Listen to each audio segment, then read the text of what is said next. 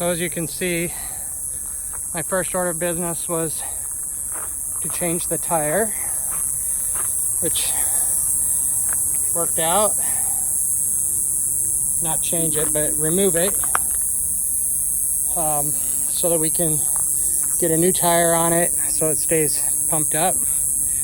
And then the second order of business was to get it on the stabilizer jacks on all four sides so the thing doesn't move around. It's stable. I can push on it and it doesn't even budge. So step by step, that was step number one, day number one of working on the Hag.